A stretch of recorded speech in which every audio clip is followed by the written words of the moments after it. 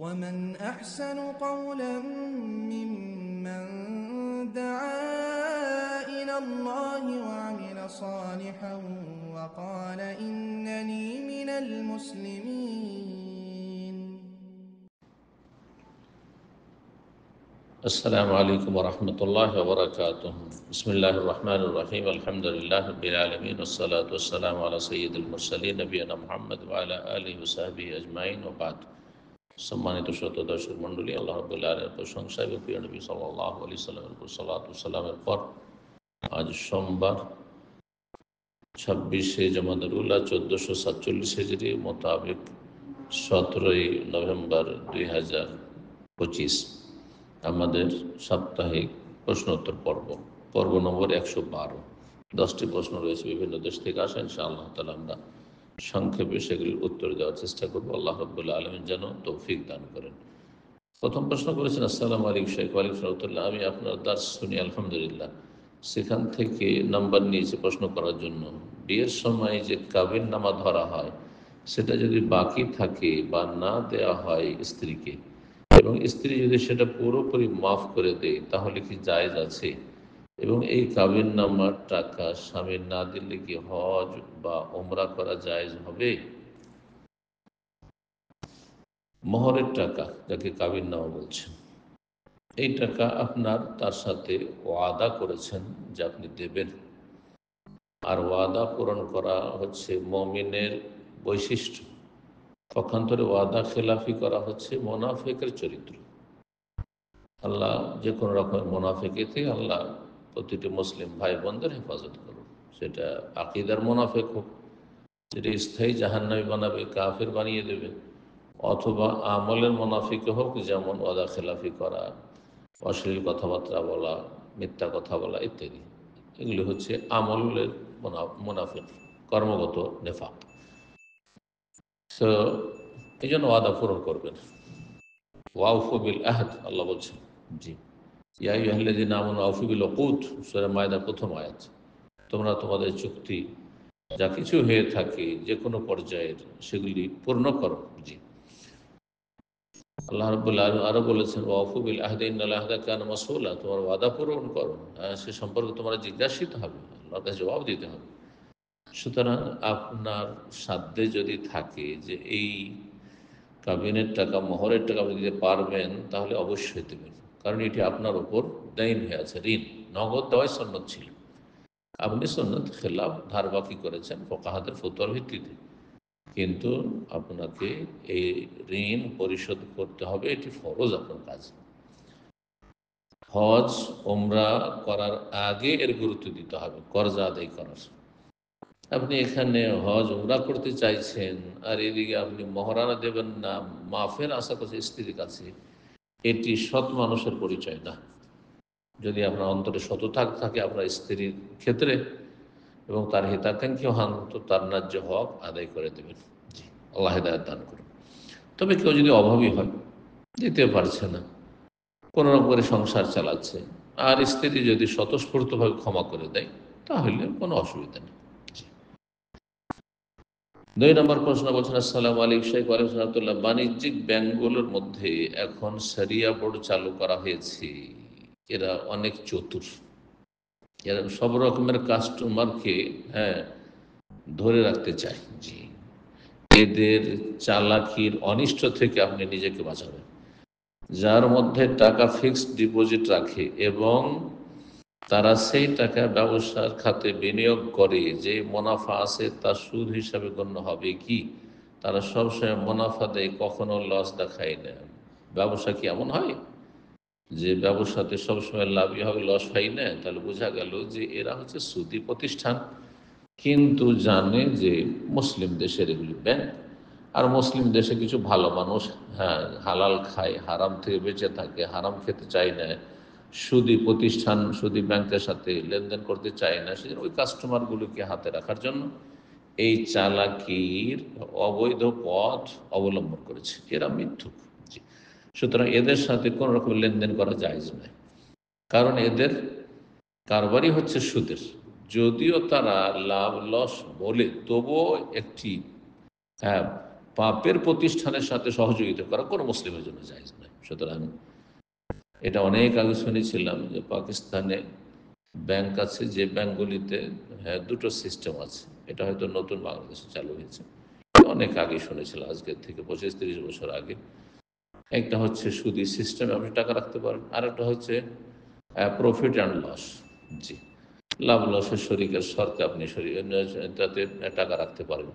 এই রকম ব্যাংকের সাথে আদান প্রদান করা মোটেই জায়েজ নয়। সেই যুগে বিজ্ঞ ওলামা কেন ফতোয়া দিয়েছেন, হারাম। 3 নম্বর প্রশ্ন বলছেন, আসসালামু আলাইকুম শাইখ। ওয়ালাইকুম সালাম। আমি বগুড়া, বাংলাদেশ থেকে বলছি। আমি নার্সিং স্টুডেন্ট, কিছুদিন পর পড়াশোনা কমপ্লিট হবে। আমার পরিবার চায় আমি জব করি, কিন্তু আমি জব করতে চাই না, কারণ এই প্রফেশনে দিনই পরিবেশ নাই, পর্দার পরিবেশ নেই, নারী পুরুষ উভয়কে সেবা দিতে হয়। আমার পরিবার চায় এমন ছেলের সাথে বিয়ে দিতে যে আমাকে জব করতে দেবে, আর জব করলে আমার জান্নাত পাওয়া কঠিন হয়ে যাবে, কারণ আল্লাহ তাআলার হক, স্বামীর হক, সন্তানের হক কোনোটাই ঠিক মতো আদায় করতে পারবো না। প্রশ্ন হচ্ছে, আমি যদি তাদের কথা অমান্য করি এই বিষয়ে, তাহলে আমার কোনো গুনাহ হবে কি না? না, কোনো গুনাহ হবে না। আপনাকে যদি জব করতে বলে, আপনি মহিলা মানুষ, আর সেখানে একসাথে নারী পুরুষ জব করতে হয়, ফিতনার আশঙ্কা রয়েছে, তাহলে সেসব জায়গায় চাকরি করতে বললেও চাকরি করবেন না। জি, তাদের কথা শুনবেন না। ফালা তোতে হমা, পাপের কাজে কেউ যদি নির্দেশ দেয়, হ্যাঁ, বাবা মা, তাহলে তাদের আনুগত্য করবে না। আল্লাহ রাসূল লুকমান ইরশাদ করেছেন। প্রশ্ন হচ্ছে, আমি যদি তাদের কথা অমান্য করি এই বিষয়ে, তাহলে আমার কোনো গুনাহ হবে কিনা? তাদের অবাধ্যতা করা হবে কিনা? তাদের অবাধ্যতা এখানে করতে হবে। লা তাআতা লিমাখলুকিন ফি মাসিয়াতিল খালিক। আল্লাহর নাফরমানি, বিরুদ্ধাচরণ করে, আল্লাহকে অসন্তুষ্ট করে কোনো মানুষের আনুগত্য নেই, কোনো মানুষকে সন্তুষ্ট করার কোনো সুযোগ নেই। আমি এখন কি করব? জি, যদি দেখেন যে আমি সেখানে নিরাপদ ফিতনা মুক্ত চাকরি করতে পারবো, আর সেখানে মহিলারা রয়েছে, পুরুষের সমাগম সেখানে নাই, তাহলে ঠিক আছে। কিন্তু পুরুষরা পাশাপাশি জব করছে, এমন জায়গায় কোনো মহিলার জন্য চাকরি করা জায়েজ নয়। 4 নম্বর প্রশ্ন বলছেন, আসসালামু আলাইকুম শাইখ। ওয়ালাইকুম সালাম। বাড়ির ছোট মেয়েকে কন্যাশ্রীর টাকা ও এক জোড়া কানের দুল ও তার স্কুলে যাবতীয় টাকা তাকে দিয়ে দিয়েছে বিয়ের পর বাবা মায়েরা, আর অন্যদিকে বাড়ির বড় মেয়েকে করেছে এসব থেকে বঞ্চিত। আল্লাহ হেদায়েত দান করুন। নবী সাল্লাল্লাহু আলাইহি ওয়াসাল্লাম বলছেন, ইত্তাকুল্লাহ ওয়া আদিলু বাইনা আওলাদিকুম, তোমরা আল্লাহকে ভয় করো এবং তোমাদের ছেলে মেয়েদের মাঝে তোমরা ইনসাফ, সুবিচার প্রতিষ্ঠা করো। আর এটি হচ্ছে অন্যায়, অবিচার করা। অবিচার করা হারাম, কাবিরা গুনাহ। জি, এসব বাবা মায়েরা কাবিরা গুনাহে লিপ্ত। কন্যাশ্রীর কানের দুল কিছুই দেয়নি, এবং কি সেই বড় মেয়ের বিয়ের আগে টিউশন, প্রাইভেট ছাত্র পড়ে অনেক উপার্জন করেছে, সমস্ত টাকায় বাবা মাকে দিয়েছে বা সংসার চালিয়েছে, এবং এমনকি নিজের ভরণ পোষণ লেখাপড়া করিয়েই নিজে করেছে। এখন সেই মেয়ে তার এসব অধিকারের কথা তার মাকে বললে, তার মা জবাব দেয় যে ভাগ্য যেমন ভাবে ছিল সে তেমন পেয়েছে। ভাগ্য ছিল সেজন্য আপনি অসৎ কাজ করবেন, হারাম কাজ করবেন, এটা মূর্খের কথা। ছোট বোনের দেখে হিংসা করছিস, তোর ভিতরে এত খারাপ না, সমান সমান দিতে হবে। জি, ন্যায্য বিচার করতে হবে। এটি তার হারাম কথা, অন্যায় কথা। এখন সেই মেয়ে কি করতে পারে বলুন? আল্লাহর কাছে অভিযোগ করবে, আল্লাহর কাছে বিচার চাইবে, আল্লাহর কাছে বাবা মায়ের জন্য হেদায়েত কামনা করবে যারা অবিচার করছে ছেলে মেয়েদের মাঝে। এমনকি এসব ন্যায় অন্যায় বিচার ইসলামের দৃষ্টিতে কি বলে, প্লিজ আমাকে দয়া করে জানাবেন। যেমনটা বললাম, যে অন্যায় কাজ আপনার বাবা মায়ের, আল্লাহ তাদের হেদায়েত দান করুন এবং তাদেরকে সুবিচার প্রতিষ্ঠার তৌফিক দান করুন ছেলে মেয়েদের মাঝে, এবং সবার ন্যায্য হক আদায় করার তৌফিক দান করুন। নাহলে আসামের কাঠগড়ে হাজির হইতে হবে। আল্লাহ রব্বুর রব যেমন ছেলে মেয়েদের, তেমন রব বাবা মায়ের, যেমন ছেলে মেয়েদের আল্লাহ হিসাব নেবেন, এবং যদি হিসাব না দিতে পারে তাহলে জাহান্নামের শাস্তি দেবেন, তেমন বাবা মাকেও আল্লাহ হিসাব নেবেন এবং জাহান্নামের শাস্তি দেবেন যদি সেই পরীক্ষা পাস না করতে পারে। 5 নম্বর প্রশ্ন বলছেন, আসসালামু আলাইকুম শাইখ। ওয়ালাইকুম সালাম। আমার একটি প্রশ্ন, সন্তান হয়েছে আজ 9 দিন হলো, কিন্তু মাসিক বন্ধ হয়ে গেছে 2 দিন থেকে, এখন কি আগের মতো সালাত আদায় করতে পারবো নাকি 40 দিন অপেক্ষা করতে হবে? জানে উপকৃত করবেন। মাসিক যখনই বন্ধ হয়ে যাবে, দেখছেন যার কোনো লক্ষণ নেই, তখন গোসল করে সালাত শুরু করে দেবেন। জি, 40 দিন সর্বঊর্ধ্বে। যদি দেখা যায় যে ব্লিডিং বন্ধ হচ্ছে না, রক্ত আসতেই আছে, তাহলে সর্বঊর্ধ্বে 40 দিন। 40 দিন পার হয়েও যদি রক্ত আসতে থাকে, তখন শরীয়তের বিধান হচ্ছে তখন ইস্তেহাজা রোগের কারণে তখন রক্ত আসলেও গোসল করে সালাত পড়তে হবে। জি, কিন্তু 2 দিন 3 দিনেও যদি রক্ত বন্ধ হয়ে যায় আর কোনো রকমের রক্ত আর না আসে, দেখছেন তারপর রক্ত সলাত রক্তগুলি চলে এসছে, তাহলে গোসল করে সলাৎ পড়বেন। আবার যদি দেখা যায় যে আবার শুরু হয়ে গেছে, তাহলে তখন আবার সলাৎ বন্ধ করে দেবেন। জি, 6 নম্বর প্রশ্ন বলছেন, আসসালামু আলাইকুম শেখ। ওয়ালাইকুম সালাতুল্লাহ। নামাজের সময়সূচির বোর্ডটা আছে, এখানে এক পাশে আল্লাহ এক পাশে মোহাম্মদ লেখা আছে, এটাতে ইসলাম কি বলে? এটা কি রাখা যাবে নাকি এটা চেঞ্জ করে দিতে হবে? এই বিষয়টি জানে উপকৃত করবেন। এটা চেঞ্জ করে দেওয়া উচিত, কারণ সমান সমান বরাবর করে এক পাশে আল্লাহ এক পাশে মোহাম্মদ, এটাকে যদি কেউ যদি একসাথে পড়ে আল্লাহ মোহাম্মদুন, মানে যিনি আল্লাহ তিনি মোহাম্মদ, তাহলে এটি কুফরি, শিরকি কথা, বড় শিরকি। আর এই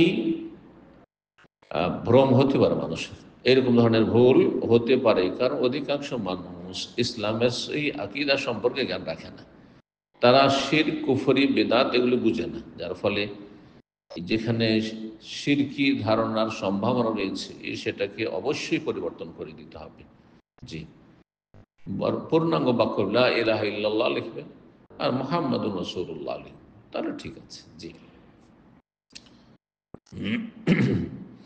7 নম্বর প্রশ্ন বলছেন, আসসালামু আলাইকুম শেখ। ওয়ালাইকুম সালাতুল্লাহ। হাজ থেকে পবিত্র হওয়ার পরেও কি কেউ 2 ওয়াক্তের সালাত জমা করে পরে আদায় করতে পারবেন? একজন বোন বলতেছেন হাজ থেকে পবিত্রতা হওয়ার আলামত প্রকাশ পাওয়ার পরেও দেরি করতে পারবেন। দেরি অতক্ষণ যতক্ষণ পর্যন্ত সেই অক্তগুলি, সলাতের অক্তগুলি আছে, সলাতের অক্ত পার করা যাবে না। 2 ওয়াক্ত সলাৎ ছেড়ে দিয়ে পরে সেটা জমা করে আদায় করে নেবেন। জি, জোহর আসর জমা করতে পারেন, এরকম পরিস্থিতি যদি দেখেন যে সম্ভাবনা আছে আবার মাসিক চলে আসার, তা এরকম মাগরিব এশা জমা করতে পারেন। আল্লাহ তাআলা আলাম। 8 নম্বর প্রশ্ন বলছেন, আসসালামু আলাইকুম শাইখ।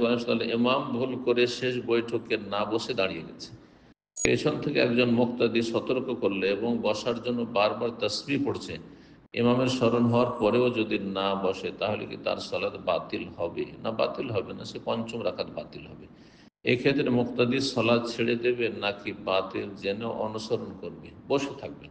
মুক্তাদি যদি নিশ্চিত হন যে আমাদের এটি পঞ্চম রেখাত, 5 রাকাত কোনো সালাত নেই, সুতরাং 4 রাকাত পড়ে বসেই থাকবেন আর তারপরে ইমামের সাথে সালাম ফিরবেন। আর ইমামকে যখন বলা হবে তখন সহসিজদা করবেন। নবী সাল্লাল্লাহু আলাইহি ওয়াসাল্লাম যদি সালাত বেশি হয়ে গেছে সেই ক্ষেত্রে সহসিজদা করেছেন। 9 নম্বর প্রশ্ন বলছেন, আসসালামু আলাইকুম উস্তাদ। ওয়ালাইকুম আসসালাম ওয়া রাহমাতুল্লাহ। ইমাম রুকুতে চলে গেলে আমি প্রথম তাকবীরে তাহরিমা দিয়ে হাত বেঁধে সানা পড়ি, সানা একটু তাড়াতাড়ি পড়ে রুকুর তাকবীর দিয়ে রুকুতে যাওয়ার চেষ্টা করি, আর ইমাম যদি রুকুর পরে দাঁড়িয়ে যান তাহলে তাকবীর দিয়ে সেজদায় চলে যায়। যেহেতু তাকবীরে তাহরিমা যেমন রুকুন তেমনি কিয়াম ও সালাতের রুকুন, আর সূরা ফাতিহা না পড়তে পারলে রাকাতের প্রশ্ন আসে না। আমার এই কাজটি করা কি ঠিক? না, ঠিক নয়। জি, রাসূলুল্লাহ সাল্লাল্লাহু আলাইহি ওয়াসাল্লাম বলেছেন যে তোমাদের কেউ যখন বাইরে থেকে আসবে আর দেখছে যে ইমাম সালাত শুরু করে দিয়েছে, ফালিয়াসনা কামা ইয়াসনাউল ইমাম, তাহলে তাই করবে যেটি ইমাম করেছেন। যেখানে ইমাম আছেন, ইমাম রুকুতে থাকলে সরাসরি রুকুতে যাবেন, কিন্তু তাকবীরে তাহরিমা দিয়ে, কিন্তু সানা পড়বেন না, আপনি সূরা ফাতিহা পড়তে থাকবেন না, দাঁড়িয়ে থাকবেন না, তাকবীরে তাহরিমা আল্লাহু আকবার দিয়ে আপনি রুকুতে চলে যাবেন। আর একটি তকবির যদি দিয়ে দেন রুকুতে যাওয়ার তকবিরটি, তাহলে এটি বেশি উত্তম, 2টি তকবির। আর যদি একটি তকবিরই দেন আর তকবির তাহরিমা নিয়াত করেন, সেটি যথেষ্ট হবে ইনশাআল্লাহ। আর যে কাজটি করছেন এটা ভুল কাজ করছেন। আপনি এদিকে সূরা ফাতিহা পড়তে থাকলেন, ওইদিকে রুকু থেকে উঠে সাজদায় চলে গেল, তাহলে তো আপনার সে রাকাত হলো না। কারণ রুকু না পেলে রাকাত হয় না, এটি বিল ইজমা, সর্বসম্মতি করবে সমস্ত আইম্মা কিরামদের মত, ওলামা কিরামদের মত। পক্ষান্তরে সূরা ফাতিহা না পড়লেও, ইমামের পিছনে সূরা ফাতিহা না পড়লেও সালাত হতে পারে, অথবা সূরা ফাতিহা ইমামের পিছনে পড়ার প্রয়োজন নেই, এই মতগুলি রয়েছে প্রখ্যাত অনেক আইম্মাই কেরামদের। সুতরাং আর বাইরে থেকে যারা আসল মাসবুক পরে আসলো, তার জন্য রুকু পেলেই রাকাত হয়ে যাবে, তাকবীরে তাহরিমার রুকু পেলে রাকাত হয়ে যাবে। এক কথায় আপনি এসে তাকবীরে তাহরিমার পরে যদি আপনি সূরা ফাতিহা বা সানা পড়তে থাকেন, দাঁড়িয়ে থাকেন, তো এটি বেদাত করবেন, গুনাহর কাজ করবেন। আর আপনার রুকু যদি ছুটে যায় এই কারণে, তাহলে সে রাকাত গণ্য হবে না। কিন্তু শুধু রুকু পেলেও রাকাত হয়ে যাবে। জাদাকাল্লাহু ইরসান ওয়ালা তাউদ, আবু বকর রাদিয়াল্লাহু তাআলা আনহু প্রসিদ্ধ হাদিস সহিহ বুখারীতে রয়েছে। নবী সাল্লাল্লাহু আলাইহি ওয়াসাল্লাম কথা বলেননি যখন তিনি রুকুতে এসে লেগেছিলেন যে তোমার তো এই রাকাত হবে না, তুই এভাবে আসলে কেন? বরং বলেছেন আল্লাহ তোমার আগ্রহকে বৃদ্ধি করে দিক, তবে কাতারে লাগার আগেই যে তুমি তাকবীর দিয়ে রুকু করে হেঁটে চলে আসছো, এটি করবে না। 10 নম্বর প্রশ্ন বলছেন, আসসালামু আলাইকুম শেখ ওয়ালাইকুম রাহমাতুল্লাহ, বিবাহ পড়ানোর সময় কবুল বলতে হয়, কবুল না বলে যদি আলহামদুলিল্লাহ বলে তাহলে কি বিবাহ হবে? আলহামদুলিল্লাহ তো আর কবুল বুঝাই না, আলহামদুলিল্লাহ সর্ব অবস্থা। জি, কেউ যদি বিয়ে কবুল করে যে এই বিয়েকে কবুল করলাম, এই যাবে কবুল বললাম, তাহলে আলহামদুলিল্লাহ, না আমি বিয়ে করবো না, তাতেও আলহামদুলিল্লাহ। সুতরাং আলহামদুলিল্লাহ, আপনি এই বিয়ে করতে চাইছেন, কবুল করতে চাইছেন, আর বলবেন এভাবে যথেষ্ট নয়। তবে তার সাথে যদি বলেন আলহামদুলিল্লাহ কবুল করলাম, তাহলে ঠিক আছে। জি, আর শুধু কবুল বলবেন না, কবুল করলাম যে কথা বলতে হবে, কাবিল তো, জি কাবিল তো বলতে হবে। জি, আল্লাহ রাব্বুল আলামিন সঠিক বুঝদান করুন এবং সুন্নত মোতাবেক সমস্ত ইবাদত বন্দেগী আমল সম্পাদনের তৌফিক দান করুন। ভুল ভ্রান্তি থেকে, গুমরাহি থেকে আল্লাহ আমাদের বাঁচিয়ে রাখুন। সুবহান রাব্বিকা রব্বিল ইজ্জাতি